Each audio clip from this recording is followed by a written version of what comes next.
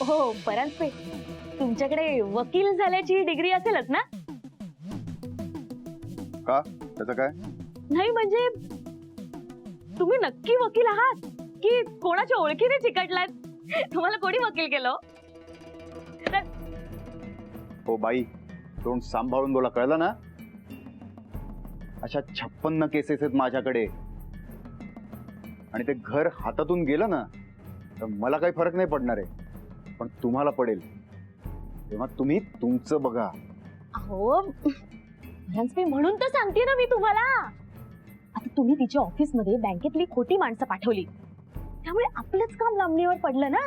आता आमची नेहा आहेच गुणी, सगळ्यांची चांगलंच वागते, एकटी बाई संसार सांभाळून काम करते, म्हणून तिच्याकडे लोक कौतुकानेच बघतात.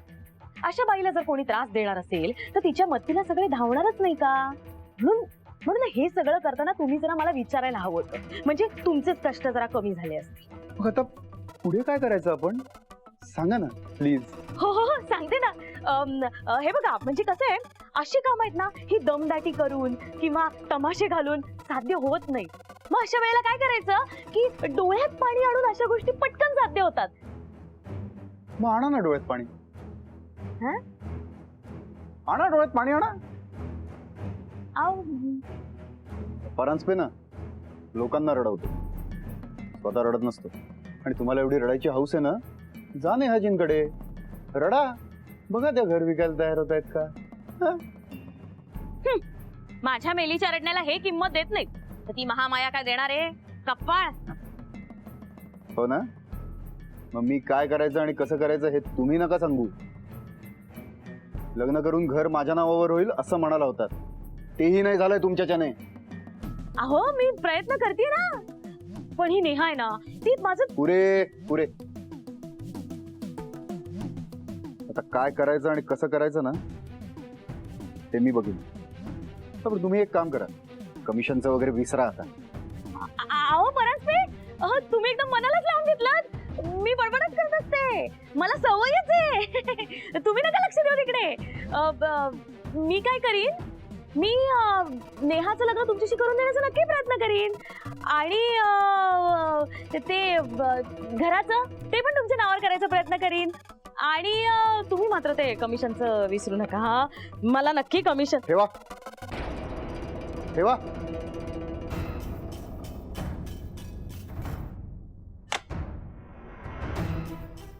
निघा आता. एक मिनिट. त्या नेहाजींच्या शेजारी राहतात ते वयस्कर जोडपं, त्यांचं नाव काय? बंडू काका. बंडू काका नाईक म्हणतात त्यांना. अच्छा, बंडू काका नाईक. निघा.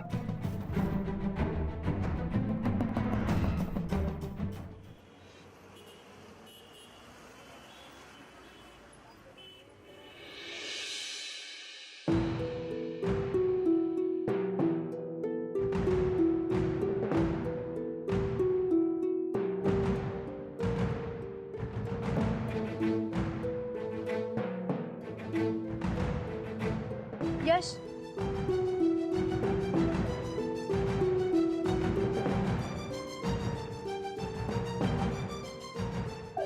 यश, आज आपली सॅलरी येणार आहे ना, मग मी जो तुला चेक दिलाय ना, तू उद्यानंतर कधी टाकू शकतोस. इट्स ओके नेहा, कशाला फॉर्मॅलिटीज, नंतर दे सावकाश, काय घाई नाही. यश प्लीज असं नको करूस. आपली मैत्री एका बाजूला आणि व्यवहार एका बाजूला.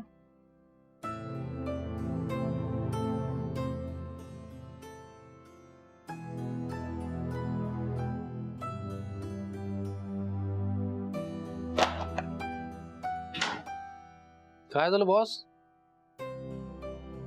काय बॉस, तुझा असा अँग्री यंग मॅन का झालाय? हाय, राग आलाय मला. हो, असं वाटलं एकेकाला धरून ना. अरे ये बात यही तो मागताय. तू सांग फक्त, कुणाला तोडायचा, फोडायचा, मारायचा, आपण करू ना सगळं. काय नाही यश, असं ना ऑफिस मध्ये बसून ना थोडंसं बोर होतं. दर काही दिवसांनी ना आयुष्यामध्ये असं हॅपनिंग पाहिजे.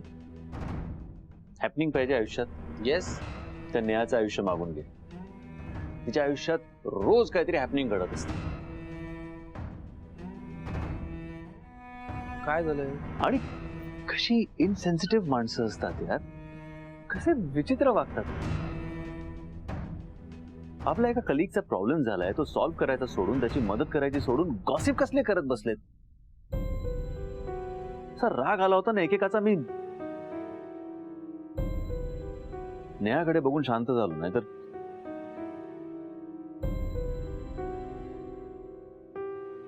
ह्या सगळ्यावरती मी तुला एक तोडगा सांगू का? त्या नेहाला एकदाच सगळे पैसे देऊन टाक, तिचा प्रॉब्लेम संपवून टाक. सिंपल. ह्याच्याने एक तर तिचा प्रॉब्लेम संपेल, आणि दुसरी महत्वाची गोष्ट, तू जो हा आतून सारखा धुसफुसतोयस ना, ते जरा कमी होईल, थोडा शांत होशील. हे जर का शक्य असतं तर ते आपण आधीच नसतं का केलं सांगितलं.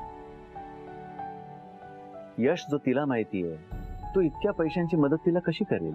कुठून आले त्याच्याकडे एवढे पैसे? आणि मी जर का यशवर्धन चौधरी म्हणून तिला मदत केली तर ती काय रिॲक्ट करेल आपल्याला माहितीये. हे अशा पद्धतीने जर का तिला हे खरं कळलं तर ती हर्ट नाही होणार. राईट. आणि कंपनीकडनं आपण तिला मदत करायचा प्रयत्न केला होता, त्याचा काय फियास्को झाला आपण बघितलं.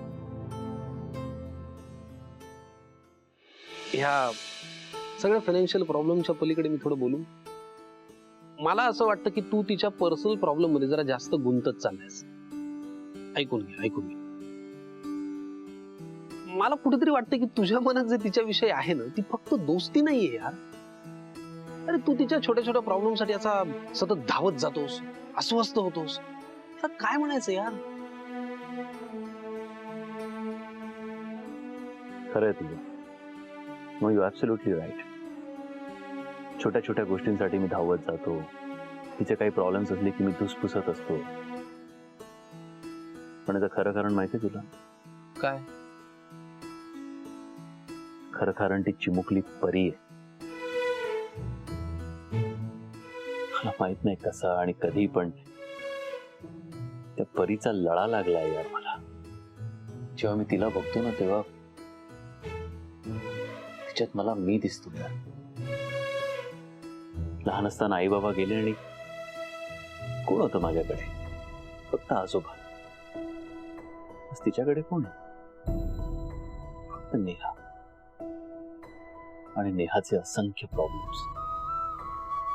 ती जेव्हा फ्रेंड असं बोलून धावत येऊन मला बिलगते किंवा तिच्या छोट्या छोट्या गमतीदार डिमांड्स माझ्यासमोर ठेवते ना, तेव्हा मला मी दिसतो यार. आणि त्या चिमुरड्या जीवाची अशी घालमेल होते, ते नाही बघवत मला. खूप त्रास होतो मला.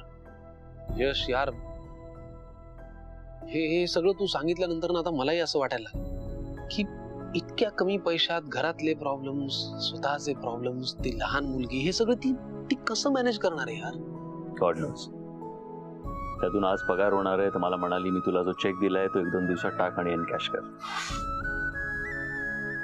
तिच्याकडे स्वतःसाठी पैसे नाहीये. मी तिला काही पैशांची मदत केली होती आणि तेच पैसे आता ती मला परत देते. I don't know.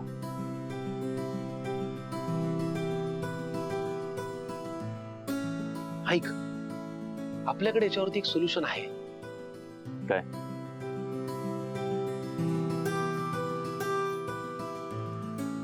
HR डिपार्टमेंटला कनेक्ट करा.